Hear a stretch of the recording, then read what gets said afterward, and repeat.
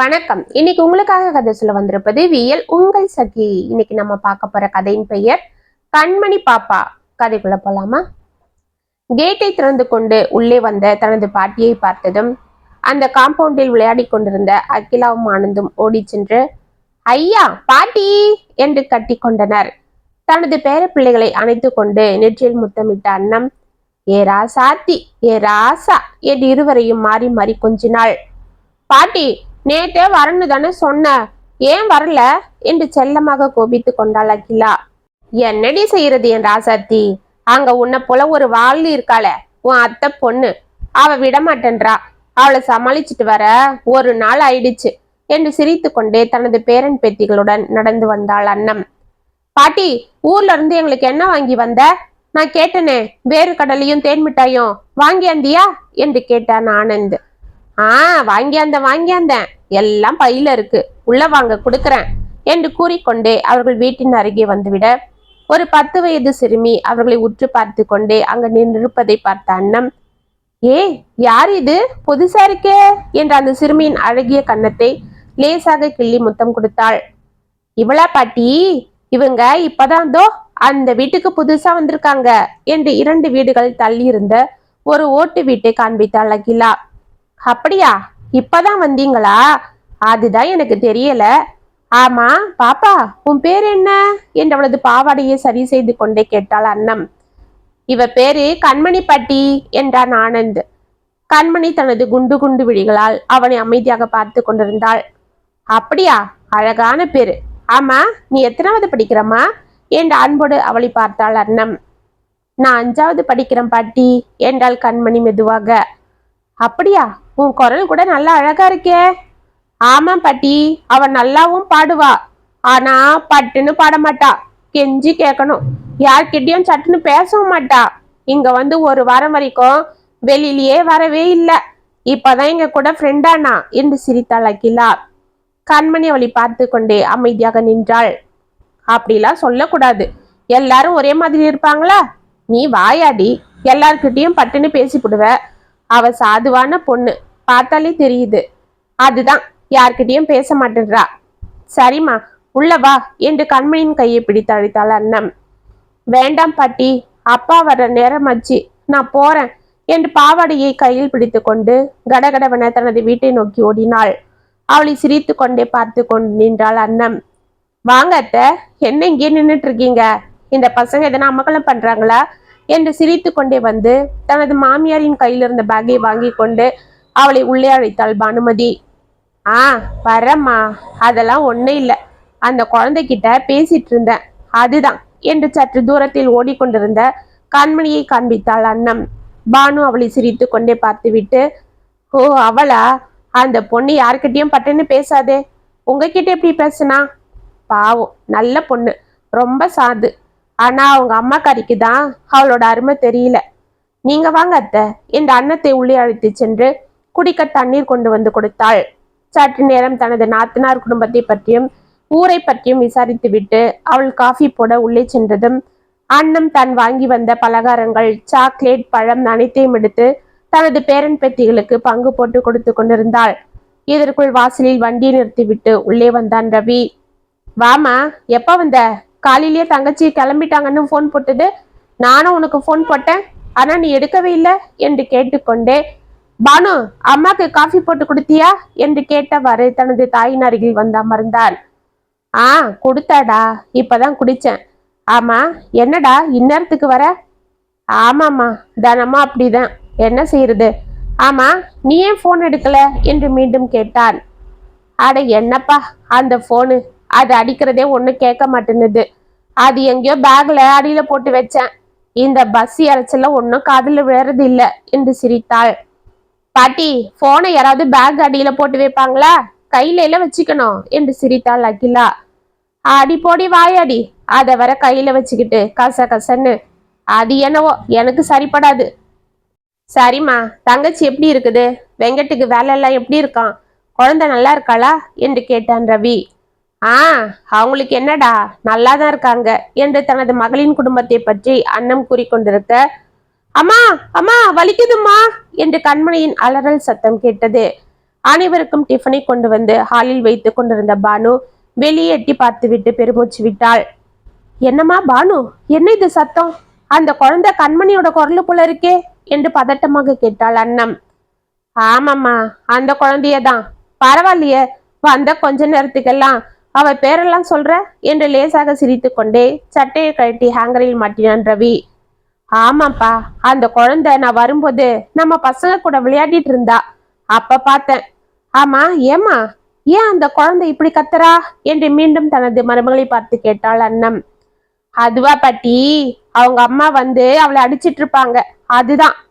எனது, அடிச்சுக்கிட்டு இருப்பாளா? ஏன், அவங்க அம்மா வேலைக்கு போயிருந்தாளா? அதெல்லாம் ஒன்னும் இல்ல அத்தை, அந்த பொண்ணு வீட்டுல தான் இருக்குது.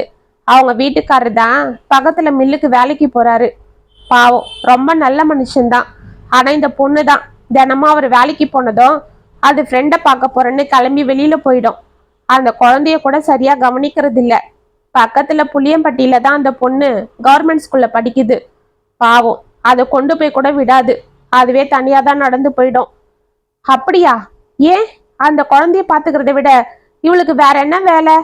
ஆமா, அவ புருஷன்கார ஒன்னும் கேட்டுக்க மாட்டானா? அட, அந்த ஆளு ஒரு அப்பாவிமா. காலையில எழுந்து வேலைக்கு ஓடிடுவாரு. அதோடதோ இப்பதான் வந்திருப்பாரு. வந்ததும் வீட்டுல பொண்டாட்டி இல்லைன்னா எப்படி இருக்கும்? அதுதான், அவ வந்ததும் விசாரிப்பாரு போல இருக்கு. அதுக்கு அந்த ஆளை கண்டபடி பேசிட்டு அந்த குழந்தைய போட்டு நல்லா அடிச்சிடும்.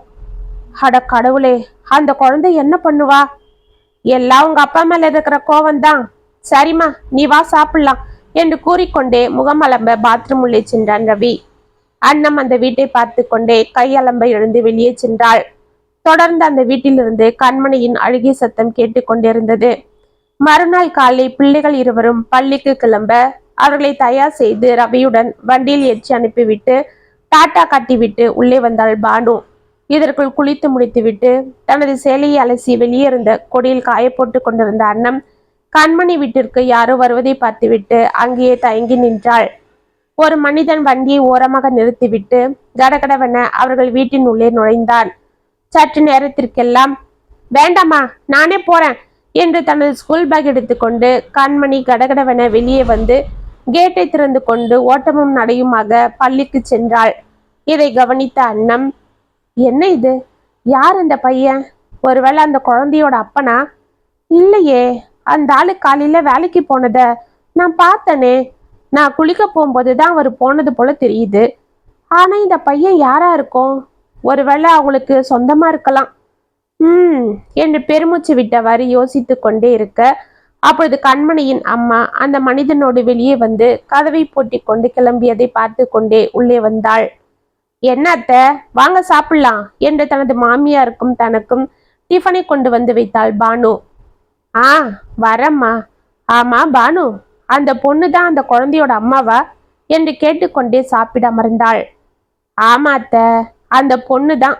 எப்படி ட்ரெஸ் பண்ணிட்டு போறா பாருங்க, என்னவோ வேலைக்கு போறது போல என்று சிரித்தாள். சரி, அந்த பையன் யாரு? அவளோட தம்பியா? அப்படி தெரியல அத்தை. தினமும் அவன் வீட்டுக்காரு வெளியில போனதும் வருவான். ஒவ்வொரு நாள் அவன் கூடவே வெளியில போயிடுவா. இல்லனா இவ தனியா தான் போவா.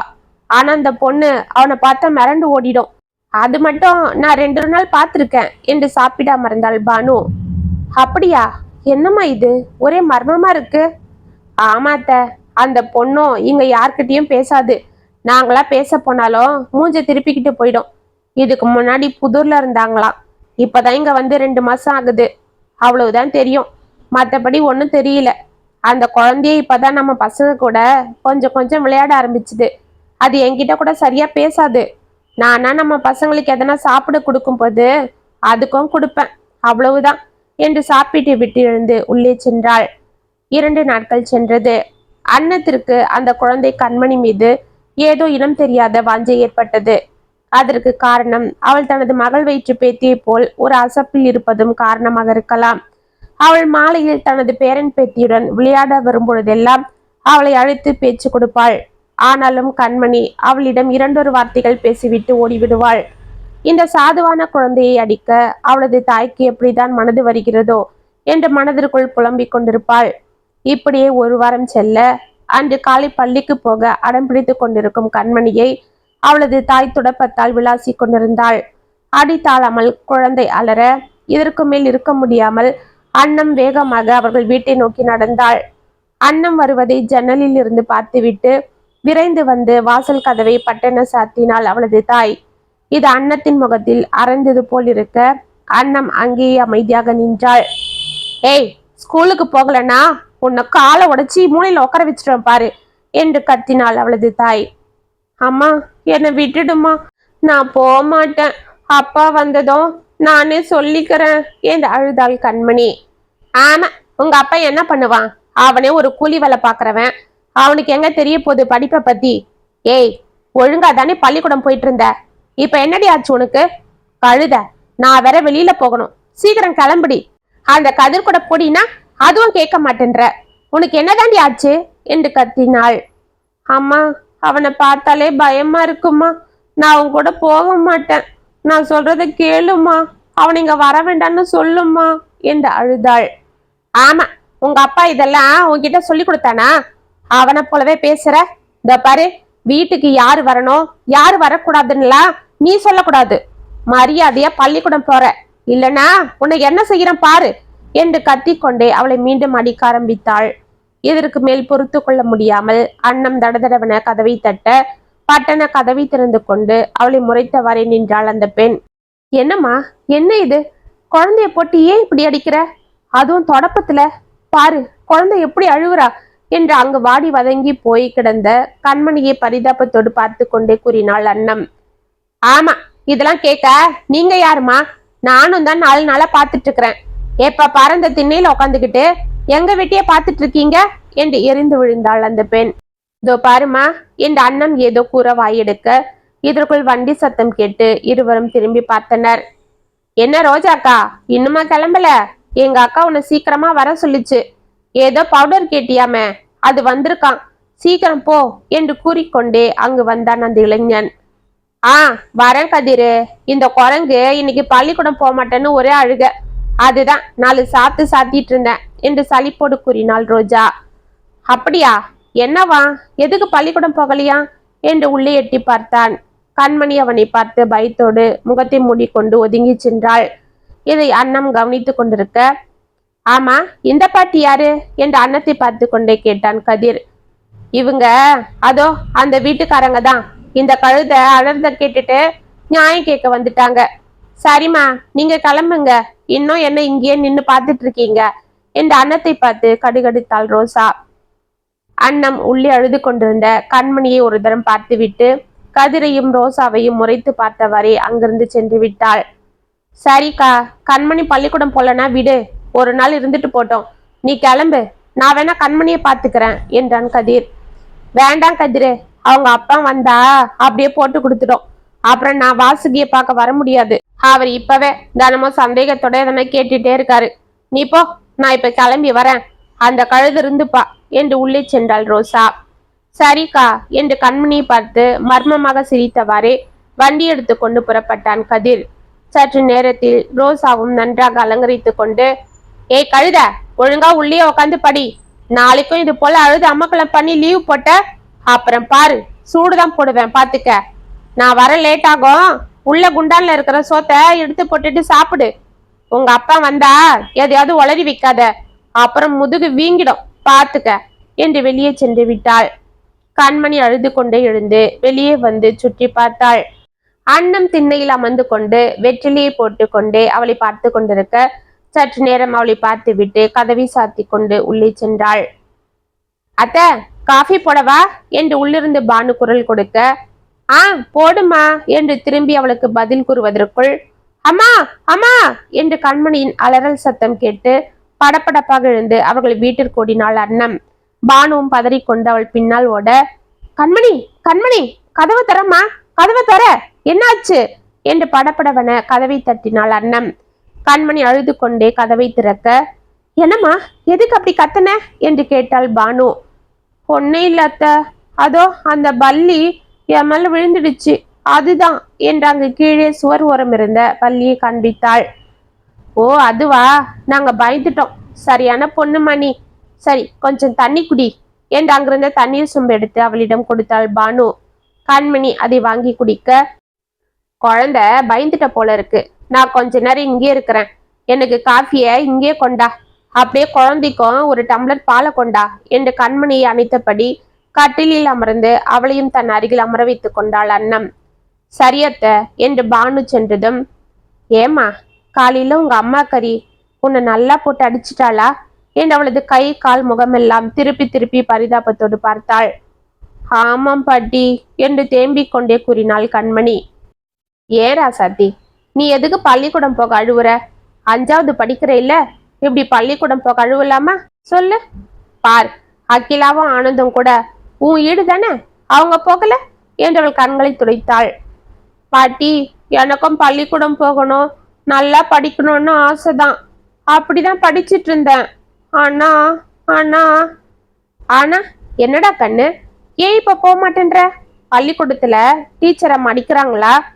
இல்ல பாட்டி, அது வந்து என்றவள் தடுமாற அவள் கண்ணில் தெரிந்த பயத்தை பார்த்து ஆச்சரியம் அடைந்தாள் அன்னம். இதற்குள் அன்னத்திற்கு காஃபியும் கண்மணிக்கு பாலும் கொண்டு வந்து கொடுத்து விட்டு சென்றாள் பானு. அதை வாங்கி கண்மணியை குடிக்க வைத்த அன்னம், இப்ப சொல்லு, ஏன் இப்படி பயப்படுற? எதுவா இருந்தாலும் என்கிட்ட சொல்லுமா என்று அவளுக்கு தைரியம் கூறினாள் அன்னம். பாட்டி, அந்த கதிரு நான் ஸ்கூலுக்கு போகும்போது தினமும் வழியில பார்த்து என்னை வண்டியில ஏற சொல்லி கட்டாயப்படுத்துறான். நான் வரலன்னு சொன்னா என்னை மிரட்டுறான். டீச்சர் கிட்ட சொல்லி உன்னை அடிக்க வைப்பன்னு சொல்றான் பாட்டி. அதுதான் பயமா இருக்கு. சரி, அவன் உங்க அப்பா அம்மாக்கு தெரிஞ்சவனா தானே இருக்கான், அவன் கூட போக ஏன் பயப்படுற என்று சந்தேகமாக கேட்டாள். அவன் எங்க அம்மாக்கு தான் தெரிஞ்சவன். எங்க அப்பாக்கு அவனை பிடிக்காது, அவன் கூட பேசக்கூடாதுன்னு அப்பா சொல்லுவாரு. ஆனாலும் அவன் இங்க வருவான். எங்க அம்மா அவன் கூட என்னை பேசணும், வண்டியில போகணும்னு சொல்லி அடிப்பாங்க. அவன் என்னை வண்டியில உட்கார வச்சுக்கிட்டு ஏதேதோ தப்பா பேசுறான் பாட்டி. என்னை தொட்டு தூக்கி பக்கத்துல எல்லாம் உட்கார வச்சுக்கிட்டு என் மேலெல்லாம் தொடுவான். எனக்கு அது பிடிக்காது. நான் அம்மா கிட்ட சொன்னா நான் பள்ளிக்கூடம் போகதான் அப்படி சொல்றேன்னு என்னை அடிப்பாங்க. அட கடவுளே, நீ அப்பா கிட்ட சொல்ல வேண்டியதானே? இல்ல பாட்டி, அப்பா கிட்ட அப்படிதான் ஒரு நாள் சொல்லிட்டேன்னு. எங்க அப்பா போனதும் எங்க அம்மா, இதோ பாருங்க, என் காலை சூடு போட்டுட்டாங்க என்று காலில் இருந்த தழும்பை காண்பித்தாள். அதை பார்த்து கண்கள் கலங்கியது அன்னத்திற்கு. ஏமா, இதெல்லாம் எத்தனை நாளா நடக்குது? அம்மா, யார் இந்த கதிரு என்று கேட்டாள். தெரியல பாட்டி, நாங்க இதுக்கு முன்னாடி புழுதியூர்ல தான் இருந்தோம். அப்பெல்லாம் அம்மாக்கும் அப்பாக்கும் அடிக்கடி சண்டை வரும். நீ என்ன வேலை பார்க்கற? என் அக்கா வீட்டுக்காரெல்லாம் உன்னை விட நல்லா சம்பாதிக்கிறாருன்னு அம்மா அப்பா கிட்ட சண்டை போடுவாங்க. ஆனாலும் என்னை தினமும் பள்ளிக்கூடம் கூட்டிட்டு போய் விடுவாங்க, சாப்பாடு ஊட்டுவாங்க. அப்பாவும் என் மேல ரொம்ப பாசமா இருப்பாரு. ஆனா போக போக அம்மா என்னை பள்ளிக்கூடம் கூட்டிட்டு போறதில்ல. அப்பாக்கும் அம்மாக்கும் என்னவோ தெரியல, அடிக்கடி சண்டை வரும். ஆனா என்னை அடிக்க மாட்டாங்க. அதுக்கப்புறம் நாங்க இங்க வந்துட்டோம். இங்க வந்து கொஞ்ச நாள்ல தான் இந்த கதிரோட அக்கா வாசுகி ஆண்டி அம்மாக்கு ஃப்ரெண்டானாங்க. அவங்க பார்க்க நல்லா அழகா இருப்பாங்க, நல்லா ட்ரெஸ் பண்ணிப்பாங்க. அவங்க மேல சென்ட்டு வாசனெல்லாம் அடிக்கும். அவங்க எங்கேயோ மும்பைல இருந்தாங்களாம். எங்க அம்மாக்கு ஃப்ரெண்ட் ஆகிட்டாங்க. அன்னிலிருந்து எங்க அம்மாவும் அவங்க வீட்டுக்கு தினமும் போயிடுவாங்க. 2 பேரும் தினமும் சினிமாக்கு, கடை தெருவுக்கெல்லாம் போவாங்க. எங்க அம்மாக்கும் அந்த ஆண்டி புதுசா ட்ரெஸ்ஸு, அப்புறம் சென்ட்டு, பவுடர்லாம் வாங்கி கொடுப்பாங்க. அதெல்லாம் வாங்கிக்கிட்டு எங்க அம்மா சாயங்காலம் எங்க அப்பா வர நேரத்துக்கு தான் வருவாங்க. அது வரை நான் தனியா தான் இருப்பேன். இங்க இருந்து பள்ளிக்கூடம் வர ரொம்ப தூரமா இருக்கு. நான் தனியா நடந்தே தான் போறேன். அம்மாவை வர சொன்னா என்னை அடிப்பாங்க, இல்லைன்னா அந்த கதிர் கூட போக சொல்லுவாங்க. நானும் கொஞ்ச நாள் அவன் கூட தான் போனேன். ஆனா அவன் இப்படி பண்றதெல்லாம் எனக்கு பிடிக்கல. அப்பா சாயங்காலம் தான் வருவாரு, ஒவ்வொரு நாள் ராத்திரி தான் வருவாரு.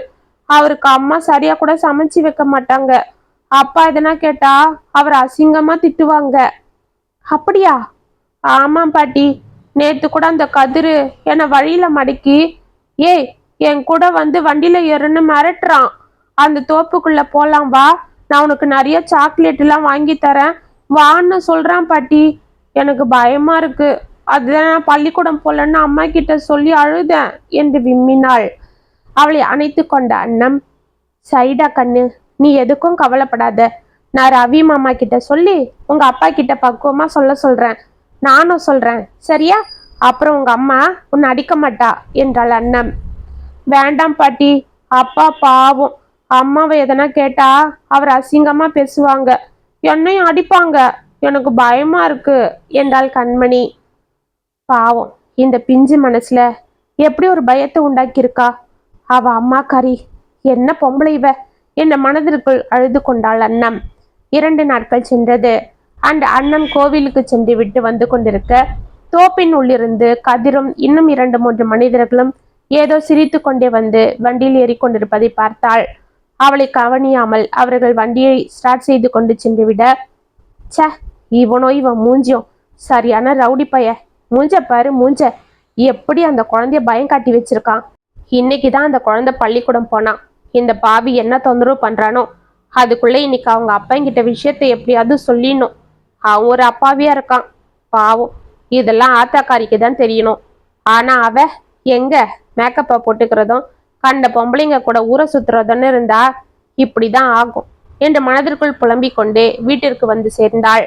அன்று மாலை அகிலாவும் ஆனந்தும் பள்ளியிலிருந்து வந்தவுடன் அவர்களுக்கு சாப்பாடு வைத்துவிட்டு மறுநாள் எக்ஸாமிற்காக பாடம் சொல்லி கொடுத்து கொண்டிருந்தாள் பானு. அன்னமும் அவர்கள் அருகில் அமர்ந்து கொண்டு வெற்றிலை போட்டு கொண்டிருக்க கண்மணியை பற்றி அவர்கள் கவனிக்காமல் இருந்து விட்டனர். சற்று நேரத்தில் ரவியும் வந்துவிட பானு எழுந்து சென்று அவன் கையில் இருந்த பேக்கை வாங்கி கொண்டாள். என்னங்க, அந்த கண்மணி அப்பா கிட்ட பேசிட்டு இருந்தா போல இருக்கு என்று வெளியே எட்டி பார்த்து கொண்டே கேட்டாள். ஆமாம்மா, அவங்க சம்சாரமும் குழந்தையும் காணமா, வீடு பூட்டி இருக்குன்னு சொல்லி வெளியில நின்றுட்டு இருந்தாரு. ஆமா, அவங்க உங்ககிட்ட எதனா சொல்லிட்டு போனாங்களா என்று கேட்டான். இல்லைங்க, அந்த பொண்ணு யார்கிட்டயும் பேசாதே. ஆமா ஆமா, அதுதான் நானும் அவர்கிட்ட சொன்னேன். ஆனா குழந்தை எப்பவும் வந்துட்டு இருப்பா, இன்னைக்கு அவளையும் காணமா. ஒருவேளை குழந்தைய கூட்டிட்டு அவங்க அம்மா வீட்டுக்கு எங்கேயாவது போயிடுச்சான்னு போன் போட்டுட்டு இருக்காரு. ஆனா அந்த பொண்ணு எடுக்கவே மாட்டேன்னுது. அப்படியா என்று பானு வெளியேட்டி பார்க்க அங்கு கணேசன் பதட்டத்தோடு போனை கையில் வைத்துக் கொண்டு அங்கும் இங்கும் அலைந்து கொண்டே யாருடனோ பேசிக்கொண்டிருந்தான். அன்னத்திற்கு முகத்தில் திகில் ஒட்டி கொள்ள அவள் மெதுவாக எழுந்து வெளியே சென்றாள். இதற்குள் கேட்டை திறந்து கொண்டு ரோஜா வர அவளை பார்த்து கோபத்தோட்டு அருகில் ஓடிய கணேசன், ஏய் எங்கடி போயிருந்த? ஆமா, குழந்தை எங்க என்று அதிர்ச்சியோடு கேட்டான். என்னையா வளர்ற? குழந்தை எங்க நான் கேக்குற?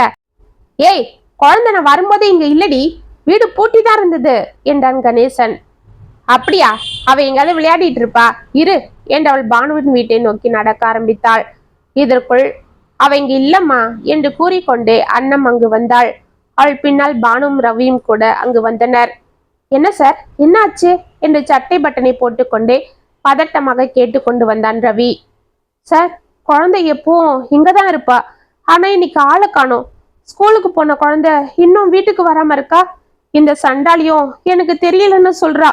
இதுக்குதான் ஊர்மைய போகாம வீட்டுல இருடின்னு தலைப்படா அடிச்சுக்கிட்டேன். ஆமா பிசாசே, இவ்வளவு நேரம் எங்கடி போயிட்டு வந்த என்று அவளை எரிந்து விழுந்தான் கணேசன். யோ, ஊர்மைய போனா அது இதுன்னு சொன்ன, அவ்வளவுதான். வாசுக்கு ஏக்காதான் என்னை கடத்துற வரைக்கும் கூட்டிட்டு போச்சு. அவங்களுக்கு நாளைக்கு பிறந்த நாள்னு புதுசா புடவை எடுக்க கூப்பிட்டதுன்னு நானும் போனேன். காலையில இருந்து ராத்திரி வர அப்படி என்னடி புடவை எடுத்தீங்க பாவீங்களா? நான் தான் உன்னை அவ கூட பழகாதுன்னு சொன்ன இல்ல என்று கணேசன் அவளை அடிக்க செல்ல ரோசா அவனை முறைத்து கொண்டு நின்றாள். சரிப்பா, இப்ப குழந்தைய காணுமே, முதல்ல அதை பாருங்க, அப்புறம் உங்க சண்டையை வச்சுக்கோங்க என்றாள் அண்ணன் படபடப்பாக. கடவுளே, நான் இப்ப குழந்தைய எங்கன்னு தேடுவேன்? எனக்கு தெரிஞ்சவங்களுக்கு எல்லாம் போனை போட்டு பார்த்துட்டேன், இவங்க அம்மாவுக்கும் போட்டேன், அவங்களும் பதறாங்க என்றான் கணேசன். யோ, எதுக்கு அதுக்குள்ள இப்படி அமக்கலம் பண்ற? அவ இங்கதான் எங்காவது இருப்பா, நீ சரியா பார்த்திருக்க மாட்ட, தள்ளு என்று உள்ளே சென்று பார்த்துவிட்டு அந்த காம்பவுண்ட் மாடி என அனைத்து இடங்களிலும் தேடிவிட்டு சற்று பீதியிடையே வந்தாள் ரோசா. இதற்குள் அந்த காம்பவுண்டில் இருந்த அனைவரும் அங்கு கூடிவிட ரோசாவின் தாயும் அண்ணமும் கூட வந்து விட்டனர். அனைவரும் ரோசாவை பிடித்து கத்தி கொண்டிருக்க கணேசன் ரோஜாவின் அண்ணனோடு சேர்ந்து கொண்டு எங்கெங்கோ தேடி அலைந்து விட்டு வந்தான். ரவியும் போலீஸில் புகார் கொடுக்க அன்னத்திற்கு கண்மணியை நினைத்து மனது பதறி துடித்தது. அட கடவுளே, நான் பயந்தது போல ஆயிடுச்சு. அந்த கதிர் தான் அவளை எங்கேயாவது கூட்டிட்டு போயிருப்பான் என்று அவளுக்கு அவளை சொல்லிக் கொள்வது போல் கத்தியே கூறினாள். இதை கேட்ட அனைவரும் திடுக்கிட்டு அவளை பார்க்க, அம்மா என்ன சொல்றீங்க என்ற பதட்டத்தோடு அவளை பார்த்தான் கணேசன். அம்மா, யார் இந்த கதிரு என்று கேட்டான் ரவி. அண்ணம் நடந்தது எல்லாம் அவளிடம் கூற, அடி பாவி, அந்த பொறுக்கி கூட போகக்கூடாதுன்னு உனக்கு எத்தனை வாட்டி சொல்லியிருக்கேன். இவளோட நடவடிக்கை சரியில்லைன்னு தான் எனக்கும் குழந்தைக்கும் தூரமா இருந்தாலும் பரவாயில்லன்னு வீட்டை இங்க பார்த்துட்டு வந்தோம்.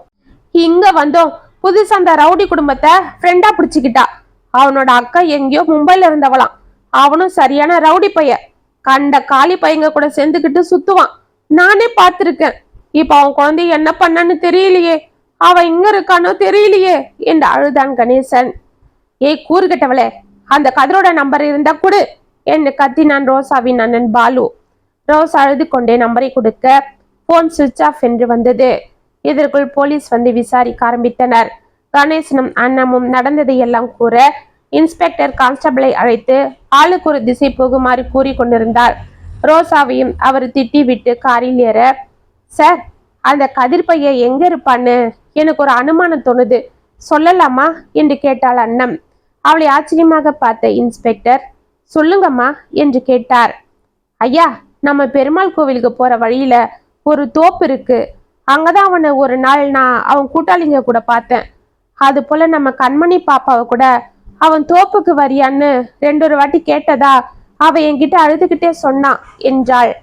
அப்படியா, சரி, நீங்க வண்டியில இருங்க, உடனே நம்ம அங்க போனோம் என்று இன்ஸ்பெக்டர் கத்த அண்ணம், ரவி, கணேசன், பாலு அனைவரும் வண்டியில் ஏறினர். என்ன பொம்பளமா நீ, எல்லாம் உன்னால வந்ததுதான் என்று இன்ஸ்பெக்டர் ரோசாவை முறைத்து விட்டு செல்ல அழுது கொண்டிருந்த ரோசாவை அவளது தாய் அடிக்க ஆரம்பித்தாள். அங்கிருந்த பெண்கள் அனைவரும் அவளை தடுத்து சமாதானம் செய்து கொண்டிருந்தனர். அவர்கள் எதிர்பார்த்தது போல் தோப்பின் ஓரமாக 4-5 வண்டிகள் நின்று கொண்டிருக்க உள்ளே மெலிதாக ஒரு குழந்தையின் அழுகிய சத்தம் கேட்டுக்கொண்டிருந்தது. அன்னத்தை வண்டியிலேயே அமர வைத்து விட்டு அனைவரும் இறங்கி நடக்க ஆரம்பித்தனர். அம்மா சொன்னது போல இங்கதான் குழந்தை சத்தம் கேக்குது. அவங்க இங்கதான் இருக்காங்க போல இருக்கு. சத்தம் செய்யாம நம்ம போகணும், அப்பதான் அவங்கள பிடிக்க முடியும். இல்லனா குழந்தைய அவங்க எதனா பண்ணிட்டு தப்பிச்சு ஓட பார்க்கலாம். அப்புறம் இவ்வளவு தூரம் ரிஸ்க் எடுத்தது வீணா போயிடும் என்று இன்ஸ்பெக்டர் எச்சரிக்க அனைவரும் அடிமேல் அடி வைத்து சத்தம் வராமல் ஜாக்கிரதையாக நடந்தனர். அந்த தோப்பின் நடுவே இருந்த கிணற்றை சுற்றி சற்று காலியிடம் இருக்க அங்கு கதிரவனது கூட்டாளிகள் 4-5 பேர் இருந்தனர். அவர்கள் மத்தியில் கை கால்கள் கட்டப்பட்ட நிலையில் கண்மணி படுத்திருந்தாள். அவள் அழுவதை பார்த்து அவள் வாயில் துணியால் கட்டி கொண்டிருந்தான் ஒரு மனிதன். ஏய், இதுக்கும் மேல நேரமாக்காம சீக்கிரமா முடிச்சுட்டு நாம இவளை தூக்கிட்டு போயிடலாம், நேரமாது என்றான் கதிர். இருடா, காரு வர இன்னும் 1 மணி நேரம் ஆகும்னு குமார் சொன்னா இல்ல, நான் அப்பவே இவளை அனுபவிக்கலான்னு சொன்னேன். ஆனா நீதான் இவனுங்களும் வந்துட்டோன்னு ஒரேடியே எல்லாரும் சேர்ந்து முடிக்கலான்னு சொன்னீங்க. இப்பவே லேட் ஆயிடுச்சு, இப்ப ஆரம்பிச்சா சரியா இருக்கும் என்று ஒருவன் கூற, சரிப்பா, எனக்கு ஓகே என்றான் குமார் சிரித்து கொண்டு. அப்ப நான் தான் முதல்ல என்று கதிர் எழுந்து கொள்ள இன்ஸ்பெக்டர் வானத்தை நோக்கி துப்பாக்கியால் சுட்டி கொண்டே அவர்களிடம் ஓடினார். அவர்களை பார்த்துவிட்டு அனைவரும் தப்பி ஓட முயற்சிக்க ரவி, பாலு, கணேசன், கான்ஸ்டபிள்கள் அனைவரும் அவர்களை சுற்றி வளைத்து பிடித்து தர்ம அடி சாத்தினார். ஓகே, போதும், அவங்களுக்கு விலங்கை போட்டு இழுத்துட்டு வாங்க என்றார் இன்ஸ்பெக்டர்.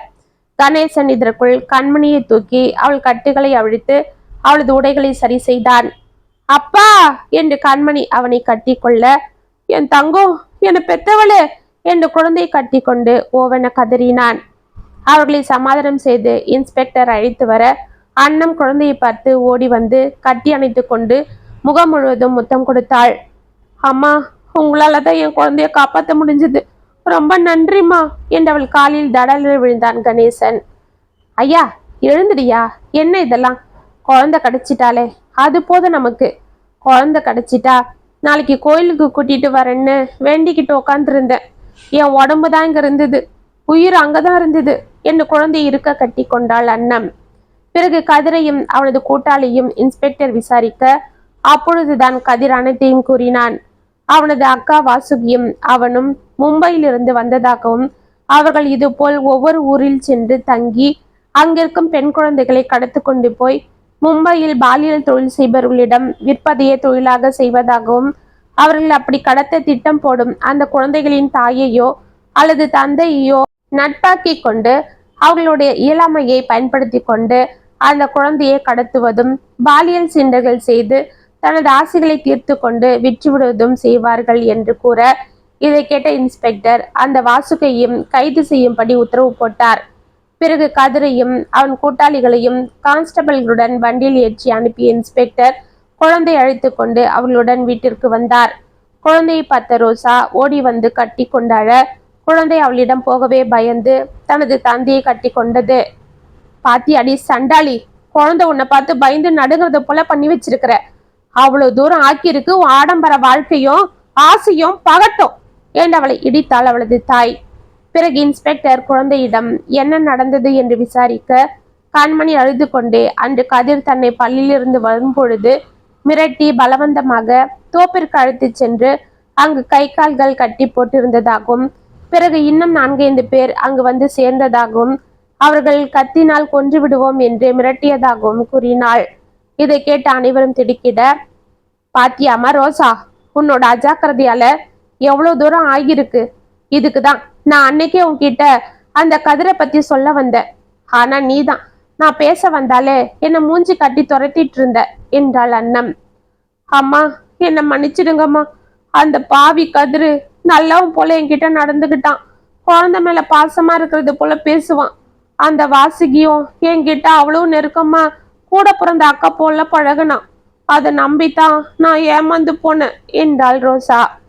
என்னம்மா இது, புதுசா யாராவது பட்டுன்னு முன்ன பின்ன பழக்கம் இல்லாம இவ்வளவு க்ளோஸா பழகுனா உங்களுக்கு டவுட் வர வேண்டாம்? இப்படியா குழந்தைய அவங்கள நம்பி அனுப்பவும், அந்த குழந்தை போகலன்னா அடிக்கவும் செய்வீங்க? அவ்வளவு என்ன உங்களுக்கு ஊரை சுத்துற வேலை? குழந்தைய கூட கவனிக்காம அட்லீஸ்ட் அந்த குழந்தை சொல்றதையாவது காதுல போட்டு இருக்க வேண்டாம்? இப்படி நீங்க அஜாக்கிரதையாவும் உங்க ஆசைக்காக ஊரை சுத்தவும் போயிட்டு அப்புறம் போலீஸ் சரியில்லை, அவங்க சரியில்லை, இவங்க சரியில்லைன்னு பழைய தூக்கி யார் மேலேயாவது போடுறது. என்னதான் கண்ணுக்குள்ள விளக்கண்ணியை விட்டுட்டு பார்த்துக்கிட்டாலும் இந்த காலத்துல என்னென்னவோ நடக்குது. ஆனா நீங்க என்னடான்னா பொம்பளை பிள்ளைய தனியா வீட்டுல விட்டுட்டு போயிருக்கீங்க. எவனோ ஒரு காலி பையன் கூட அவளை பள்ளிக்கூடம் போக சொல்லி அடிச்சிருக்கீங்க. ஏமா, நீயும் ஒரு பொண்ணு தானே, உனக்கு தெரிய வேண்டாம் அந்த பையன் எப்படிப்பட்டவன் என்ன ஏதுன்னு? போமா, இனிமேலுமாவது இதெல்லாம் விட்டுட்டு அந்த குழந்தை கூட ஒழுங்கா இருங்க. கணவன் மனைவிக்குள்ள கருத்து வேறுபாடு இருந்தா ஒன்னு விட்டு கொடுத்து சேர்ந்து வாழ முயற்சி பண்ணுங்க. இல்லைன்னா குழந்தை எங்கேயாவது பொறுப்பானவங்க கிட்ட விட்டுட்டு நீங்க உங்க வழியை பார்த்துக்கிட்டு விவாகரத்து வாங்கிட்டு போயிடுங்க. இப்படி பொறுப்பில்லாம உங்க சண்டையில அந்த குழந்தை உயிரோட விளையாடாதீங்க என்று கூறிவிட்டு சென்றார் இன்ஸ்பெக்டர். என் ராசாத்தி, என்னை மன்னிச்சுடுடி, என்கிட்ட வாடி, இனிமே நான் உன்னை பத்திரமா பாத்துக்கிறேன் என்று தனது கணவரிடம் இருந்த குழந்தையை அழுது கொண்டே அழைத்தாள் ரோசா. கண்மணி தேம்பிக் கொண்டே அவளிடம் செல்ல அவளை வாரி எடுத்து இருக்க அணைத்து கொண்டு தேம்பி தேம்பி அழுதாள். கொஞ்ச நேரம் உன் குழந்தைய காணன்னு நீ எப்படி பதறி துடிச்ச, அது போல தானே அந்த குழந்தை உன்கிட்ட எதையும் சொல்ல முடியாம இத்தனை நாளா துடிச்சிருப்பா. ஆனா நீ எதையும் காதுல போட்டுக்காம அந்த குழந்தைய பாவம் எவ்வளவு அடிச்சு அமக்கலம் பண்ண.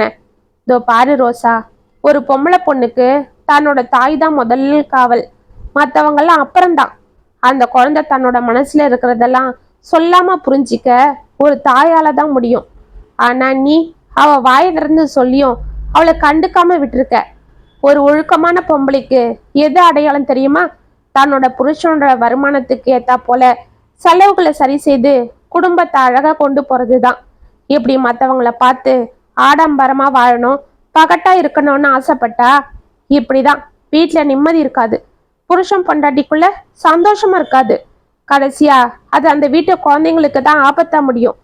இனிமேலுமாவது பார்த்து பக்குவமா நடந்துக்க, உன் குழந்தையோட முகத்தை பார்த்து என்று கூறிவிட்டு அங்கிருந்து சென்றாள் அண்ணம். அனைவரும் கலைந்து சென்று விட, இதோ பாரு ரோசா, என்னோட வருமானம் இவ்வளவுதான். மற்றவங்கள போல எனக்கு தவறான வழியில சம்பாதிக்கவும் வக்கில்ல. எனக்கு தெரிஞ்சதெல்லாம் இந்த தொழில்தான். உன்னோட ஆசைக்காகத்தான் உன் அச்சரிப்பு தாங்காம நான் எக்ஸ்ட்ராவா வேலை பார்த்து சம்பாதிக்கிறேன். அப்போ உனக்கு திருப்தி இல்லைன்னா நான் எதுவும் செய்ய முடியாது. இனிமேல என் குழந்தைய உன்னை நம்பி விடவும் முடியாது. அதனால இனிமே நானே என் குழந்தைய பார்த்துக்கிறேன். நான் ஓட்டிலாம் செய்ய போறதில்ல. உன்னால இந்த வருமானத்துல குடும்பம் நடத்த முடிஞ்சா நீ எங்க கூட இரு, இல்லைன்னா இப்படியே இதோ உங்க அண்ணா அம்மா கூட கிளம்பி போயிடு என்று அவள் கையில் இருந்த குழந்தையை வாங்கி கொண்டு உள்ளே நடந்தான் கணேசன். மாமா, என்னை மன்னிச்சிடு மாமா என்று ஓடி சென்று ரோசா தடால் என்று கணேசன் காலில் விழுந்து மன்னித்து கொள்ளும்படி கதறி அழுதாள். கணேசன் அமைதியாக நின்றிருக்க, அப்பா, அம்மா பாவம்பா என்று அவன் முகத்தை பிடித்து திருப்பிக் கொண்டே கூறினாள் கண்மணி. அவள் கன்னத்தில் முத்தம் கொடுத்த கணேசன், சரி எழுந்துடு ரோசா என்று அவளை எழுப்பினான். கண்மணி இருவரையும் அணைத்து கொள்ள அவளை ஆசியோடு தூக்கி கொண்டு இருவரும் வீட்டின் உள்ளே ஆனந்தமாக சென்றனர். இத்துடன் கண்மணி பாப்பா கதை முற்றும். உங்களுக்காக நான் எழுதின இந்த கதை உங்களுக்கு பிடிச்சிருந்தா கமெண்ட்ஸ்ல சொல்லுங்க, லைக் பண்ணுங்க, ஷேர் பண்ணுங்க, மறக்காம சப்ஸ்கிரைப் பண்ணிக்கோங்க. மீண்டும் நாளைக்கு வேற ஒரு சுவாரஸ்யமான கதையோட உங்களை சந்திக்கிறேன். அது வரைக்கும் இணைப்பிலே இருங்க. இப்படிக்கு வியல் உங்கள் சகி.